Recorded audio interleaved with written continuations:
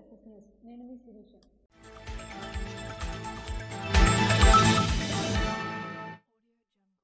శ్రీకాకుళం జిల్లాలో ఈ నెల 17వ తేదీ నుంచి రైతులకు పండించే ధాన్యాన్ని సేకరిస్తామని రాష్ట్ర వ్యవసాయ శాఖ మంత్రి కింజరాపు అచ్చెన్నాయుడు అన్నారు.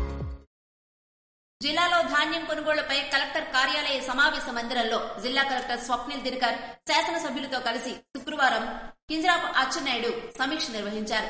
ఈ సందర్భంగా ఆయన మాట్లాడుతూ రానున్న 3-4 నెలలు ఛాలెంజింగ్ గా తీసుకుని ప్రతి ధాన్యం గింజ రైతుల నుండి కొనుగోలు చేయాల్సిన అవసరం ఉందన్నారు. ధాన్యం సేకరణ ఒక పద్ధతి విధానంలో సేకరించాలన్నారు. ఒరిస్సా నుండి ధాన్యం రాకుండా నివారించాలని ఆదేశించారు. గత 5 ఏళ్లుగా ధాన్యం సేకరణ సక్రమంగా జరగలేదన్నారు.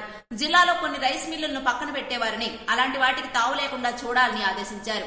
ప్రైవేటు ఆర్గనైజేషన్ వారు కొనుగోలు చేస్తే అలాంటి వారు గతంలో వారు ఏ విధంగా సేకరించింది పరిశీలించాలన్నారు. మార్కెటింగ్, పిఎస్ఎస్లు, స్వయం సహాయక సంఘాల ద్వారా సేకరణకు చర్యలు చేపట్టాలని ఆదేశించారు. ధాన్యం సేకరణ కేంద్రాలు ఎన్ని ఉండాలో పరిశీలించి చర్యలు తీసుకోవాలన్నారు.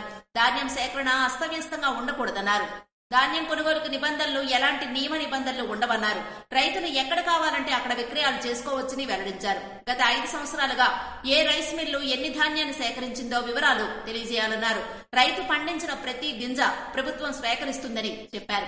రీసైక్లింగ్ చేయాలన్నారు. రైతుల నుండి ధాన్యం కొనుగోలు చేసిన 48 గంటల్లో ప్రభుత్వం డబ్బులు చెల్లిస్తుందని తెలిపారు. ధాన్యం కొనుగోలు కేంద్రాల వద్ద ఎవరికి ఏ బాధ్యత అప్పగిస్తే ఆ బాధ్యతను సక్రమంగా నిర్వర్తించాలని చెప్పారు. వాస్తవాలను తెలుసుకుని ముందుకు వెళ్లాలన్నారు. ధాన్యం సేకరణ ప్రతిష్టాత్మకంగా తీసుకుని కొనుగోలు చేయాలన్నారు. జిల్లా రైతులు తడి ధాన్యాన్ని తీసుకురాకూడదని, ధాన్యం తడిగా ఉంటే ఆరబెట్టి కొనుగోలు కేంద్రాలకు ధాన్యం తీసుకురావాలని రైతులను ఆయన కోరారు. ఏ ఒక్క గింజ వదిలిపెట్టమని అన్నారు. గ్రేడ్ ఏ ప్రమోట్ చేయాలన్నారు. బ్యాంకర్లు గ్యారంటీలు సిద్ధంగా ఉంచుకోవాలని ఆదేశించారు. ధాన్యం సేకరణ 17వ తేదీ నాటికి బ్యాంకులన్నీ గ్యారంటీలు సిద్ధం చేసుకోవాలన్నారు. గతంలో ధాన్యం సేకరణ చేసి రైతులకు డబ్బు ఇవ్వని మిల్లులు ఉన్నాయని మంత్రి అడగ్గా అలాంటివేమీ లేవని డిఎం చెప్పారు. మార్కెటింగ్ శాఖ, పిఎస్ఎస్లు, డిసిఎంఎస్ సిబ్బంది చాలకపోతే సిబ్బందిని ఏర్పాటు చేసుకోవాలని ఆదేశించారు. జిల్లా కలెక్టర్ స్వప్నిల్ దినకర్ మాట్లాడుతూ ఈ నెల 17 నుండి ధాన్యం సేకరిస్తున్నట్లుగా తెలిపారు. అప్పటికి సిబ్బంది కొనుగోలు కేంద్రాల వద్ద ఏర్పాటు చేస్తామన్నారు. రైతులు పండించే ప్రతి ధాన్యం గింజను కొనుగోలు చేస్తామని కలెక్టర్ అన్నారు. జాయింట్ కలెక్టర్ ఫర్మాన్ అహ్మద్ ఖాన్ మాట్లాడుతూ కస్టోడియన్ ఆఫీసర్లుగా సిఎస్ డ్యూటీలను నియమిస్తామన్నారు. ప్రతి ధాన్యం సేకరణ కేంద్రాలకు కావలసిన సిబ్బందిని నియమించేందుకు చర్యలు చేపడతామన్నారు. పౌర సరఫరాల శాఖ జిల్లా మేనేజర్ శ్రీనివాసరావు ధాన్యం సేకరణపై పవర్ పాయింట్ ప్రెజెంటేషన్ ద్వారా వివరించారు. జాతీయ స్థాయి పారాయోగ ఆసన పోటీలకు ఎంపికైన IIIT విద్యార్థులు. జాతీయ స్థాయి పారాయోగ ఆసన పోటీలకు ఎంపికైన IIIT విద్యార్థులను రాజీవ్ గాంధీ యూనివర్సిటీ డైరెక్టర్ ఆచార్య బాలాజీ అభినందించారు. రాజీవ్ గాంధీ వైజ్ఞానిక సాంకేతిక విశ్వవిద్యాలయానికి చెందిన M Tejeswararao, K Darwin, P Sailesh Babu విద్యార్థులు national Yogasana sports association Andhra Pradesh వారు ఆన్లైన్లో నిర్వహించిన పారాయోగ ఆసన పోటీల్లో 2, 3, 6 స్థానాల్లో నిలిచి డిసెంబర్ 2, 3 తేదీల్లో ఢిల్లీలో జరగబోయే జాతీయ స్థాయి పోటీలకు పాల్గొనున్నారు. సంచాలకులు ప్రొఫెసర్ కెవిజిడి బాలాజీ విద్యార్థులను అభినందించారు.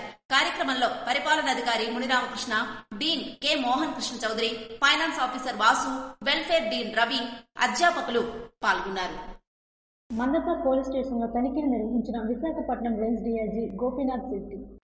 గురువారం వార్షిక తనిఖీల్లో భాగంగా విశాఖపట్నం రేంజ్ డీఐజీ గోపీనాథ్ జెట్టి శ్రీకాకుళం జిల్లా Mandasa police station Sompeta circle కార్యాలయాన్ని సందర్శించి తనిఖీలు నిర్వహించారు. ఈ క్రమంలో ముందుగా స్థానిక పోలీస్ సిబ్బంది డీఐజీకి గౌరవ వందనాన్ని సమర్పించారు. అనంతరం Mandasa police station, Sompeta circle కార్యాలయాల ఆవరణలో వేరువేరుగా మొక్కలను నాటి పరిసరాలు పరిశుభ్రంగా ఉంచుకోవాలని అధికారులను సూచించారు. అనంతరం Mandasa police station, Sompeta circle కార్యాలయాల్లో ముఖ్యమైన కేసు, సీడీ ఫైలు, రికార్డుల నిర్వహణ క్షుణ్ణంగా పరిశీలించి ఎప్పటికప్పుడు పూర్తి వివరాలు, కేసు దర్యాప్తు రికార్డులు నమోదు చేసి రికార్డు నిర్వహణ సక్రమంగా ఉండాలని సూచించారు. ఈ క్రమంలో మందస మండలంలో నూతనంగా నిర్మించిన పోలీస్ స్టేషన్ భవనాన్ని సందర్శించి నూతన పోలీస్ స్టేషన్ భవన నిర్మాణాన్ని క్షుణ్ణంగా పరిశీలించారు. విశాఖపట్నం రేంజ్ డీఐజీ గోపీనాథ్ జెట్టి మీడియాతో మాట్లాడుతూ చాలా కాలంగా పెండింగ్ లో ఉన్న కేసుల దర్యాప్తు వేగవంతంగా పూర్తి చేసేందుకు ఆదేశాలు జారీ చేశారు. నిర్లక్ష్యం వహించిన అధికారులపై శాఖాపరమైన చర్యలు తీసుకోవడం జరుగుతుందని హెచ్చరించారు. ఇటీవల కాలంలో శ్రీకాకుళం జిల్లాలో కాకుండా రాష్ట్ర వ్యాప్తంగా అనేక రకాల సైబర్ మోసాలు జరుగుతున్నాయని, ఇలాంటి సైబర్ నేరాలపై ప్రజలు అప్రమత్తంగా ఉండాలని ఆయన విజ్ఞప్తి చేశారు.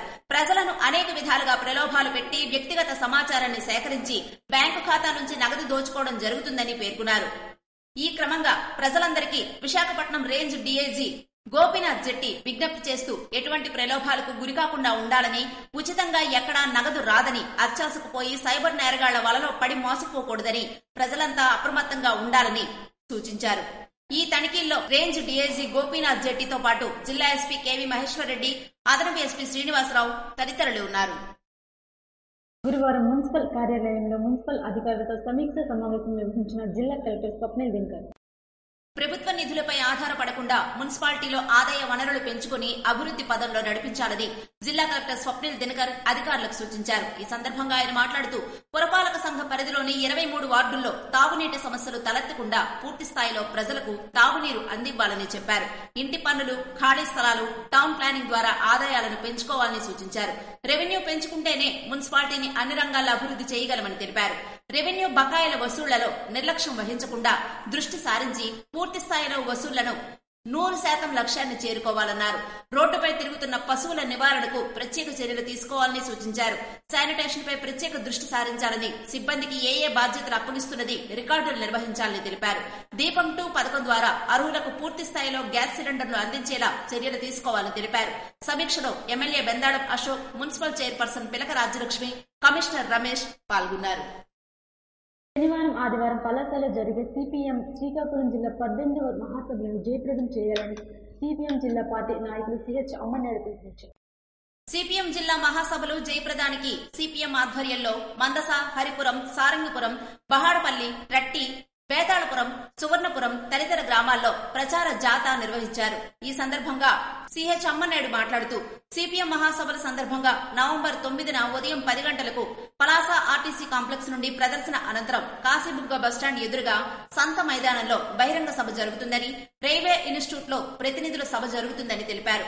ఈ సభలో సిపిఎం పార్టీ రాష్ట్ర కార్యదర్శి శ్రీనివాసరావు, కార్యదర్శి వర్గ సభ్యులు తులసిదాస్ ప్రసంగిస్తారని తెలిపారు.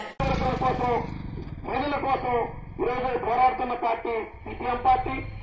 అలాగే నిరుద్యోగ సమస్య పరిష్కరించాలని చెప్పి, మెరుగైన విద్య వైద్యం అందించాలని చెప్పి సిపిఎం పార్టీ పోరాడుతోంది. అందుకే మరి సిపిఎం పార్టీ జిల్లా 18వ మహాసభలో మొట్టమొదటిసారిగా మన పోరాటాల పురిడిగడ్డ పలాసలో నవంబర్ 9, 10 జరుగుతూ ఉన్నాయి. ఈ మహాసభ సందర్భంగా 9వ తేదీ ఉదయం 10 గంటలకు పలాస ఆర్టీసీ కాంప్లెక్స్ నుంచి భారీ ర్యాలీ అనంతరం కాశీబుగ్గ పాత బస్ స్టాండ్ ఉన్నటువంటి సంత మైదానంలో బహిరంగ సభ జరుగుతున్నాయి. ఈ బహిరంగ సభకు సిపిఎం పార్టీ రాష్ట్ర కార్యదర్శి పి శ్రీనివాసరావు గారు, రాష్ట్ర కార్యదర్శి సభ్యులు పి తులసీదాస్ గారు, అలాగే జిల్లా నాయకులు తదితరులు పాల్గొని ప్రసంగిస్తారు. కాబట్టి 50 మంది అధిక సంఖ్యలో పాల్గొని ఈ ర్యాలీ బహిరంగ సభలో సిపిఎం పార్టీ జిల్లా 18వ మహాసభలో విజయవంతం చేయాలని చెప్పి కోరుతున్నాం. జీడిపిక్కలు 80 కేజీల బస్తాకు 16,000 రూపాయలు మద్దతు ధర ప్రకటించాలని డిమాండ్ చేశారు. పలాసలో నిర్మించిన కిడ్నీ రీసెర్చ్ కేంద్రం, ఆసుపత్రిలో పూర్తి స్థాయిలో డాక్టర్లను, సిబ్బందిని నియమించాలని, అవసరమైన వైద్య పరికరాలు ఏర్పాటు చేయాలని కోరారు. ఉద్దానం గ్రామాల్లో పలాసకు మంచినీటి సమస్యను పూర్తి స్థాయిలో పరిష్కరించాలని కోరారు. ఆఫ్షోర్ రిజర్వాయర్ కు సత్వరమే పూర్తి చేసి సాగునీరు అందించాలని డిమాండ్ చేశారు. కేంద్ర, రాష్ట్ర ప్రభుత్వాలు సముద్ర తీర ప్రాంతాల్లో కారిడార్ల పేరుతో రైతుల భూములను కార్పొరేట్లకు కట్టబెట్టడానికి కేంద్ర రాష్ట్ర ప్రభుత్వాలు సముద్ర తీర ప్రాంతాలలో కారిడార్ల పేరుతో రైతుల భూములను కార్పొరేట్లకు కట్టబెట్టడానికి రాష్ట్ర ప్రభుత్వం తీవ్రంగా ప్రయత్నిస్తున్నారని తెలిపారు. అధిక ధరలతో ఒకవైపు ఆదాయాలు తరిగిపోయి మరోవైపు సతమతమవుతున్న ప్రజలపై రాష్ట్ర ప్రభుత్వం తాజాగా 11,000 కోట్ల రూపాయలు, మరో 6,000 కోట్ల రూపాయలు, మొత్తం 17,000 కోట్ల రూపాయలు ట్రూ ఆఫ్ ఛార్జీల పేరుతో విద్యుత్ భారం వేయడానికి ప్రభుత్వం సిద్దమవడం దుర్మార్గమని పేర్కొన్నారు. చంద్రబాబు ఎన్నికల ముందు విద్యుత్ ఛార్జీలు పెంచమని ఇచ్చిన హామీ ఏమైందని ప్రశ్నించారు. మోసపూరితమైన ట్రూ ఆఫ్ విధానాన్ని రద్దు చేయాలని, మొత్తం 17,000 కోట్ల రూపాయలు ట్రూ ఆఫ్ భారాన్ని ఉపసంహరించాలని ప్రభుత్వాన్ని డిమాండ్ చేశారు. కేంద్ర బీజేపీ ప్రభుత్వం విశాఖ ప్లాంట్ ప్రైవేటీకరించి అంబానీ, అదానీ వంటి స్వదేశీ, విదేశీ కార్పొరేట్లకు అప్పగించడానికి తీవ్ర కుట్రలు చేస్తున్నారని విమర్శించారు. కార్యక్రమంలో జీడి రైతుల సంఘం కన్వీనర్ తెప్పల అజయ్ కుమార్, సిపిఎం నాయకులు భాస్కర్ రావు, దిలీప్ కుమార్ తదితరులు పాల్గొన్నారు. గత వైసీపీ ప్రభుత్వం పల్లెలను పూర్తిగా విస్మరించి ప్రజలను తీవ్ర ఇబ్బందులకు గురిచేస్తుందని ఎమ్మెల్యే గుణశంకర్ గత వైసీపీ ప్రభుత్వంలో పల్లెలను పూర్తిగా విస్మరించి ప్రజలను తీవ్ర ఇబ్బందులకు గురిచేశారని, కూటమి ప్రభుత్వం పల్లెల అభివృద్ధికి కట్టుబడి ఉందని శ్రీకాకుళం ఎమ్మెల్యే గొండుశంకర్ పేర్కొన్నారు. రూరల్ మండలం పాత్రుడు వలసలో 52 లక్షల రూపాయలతో నిర్మిస్తున్న రోడ్డు పనులకు ఎమ్మెల్యే గొండుశంకర్ శుక్రవారం శంకుస్థాపన చేశారు. సందర్భంగా ఆయన మాట్లాడుతూ, వైసీపీ ప్రభుత్వం ఆర్థిక సంఘం నిధులను తన సొంత పనులకు వినియోగించుకుని పల్లెల్లో రోడ్లు, డ్రైన్లు, కాలువలు వంటి కనీస సౌకర్యాల మరమ్మతులకు కూడా నిధులు వెచ్చించలేదని పేర్కొన్నారు. కూటమి ప్రభుత్వం ఏర్పడిన వెంటనే గ్రామాల అభివృద్ధికి దృష్టి సారించి ప్రజలకు కనీసం మౌలిక సదుపాయాలు కల్పించేందుకు కృషి చేస్తున్నట్లుగా వివరించారు. ప్రాధాన్యత క్రమంలో అభివృద్ధి పనులు చేస్తున్నట్లుగా ఎమ్మెల్యే సూచించారు. గ్రామ స్వరాజ్యమే లక్ష్యంగా కూటమి ప్రభుత్వం పాలన సాగిస్తుందని తెలిపారు. పల్లె పండుగలో గుర్తించిన కార్యక్రమాలకు ఇటీవల శంకుస్థాపన చేయడం జరిగిందని, వాటి పనులను కూడా త్వరలోనే పూర్తి చేస్తామని గొండుశంకర్ తెలిపారు. వైసీపీ పాలనలో ప్రజలు నరకయాతన పడ్డారని, ప్రస్తుతం వారిలో ఆనందం కనిపిస్తుందని పేర్కొన్నారు.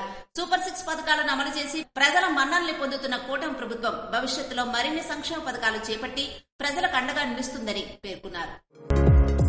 ఇవి ఈనాటి వార్తలు. మరిన్ని వార్తలతో మళ్ళీ కలుద్దాం. చూస్తూనే ఉండండి SSNews.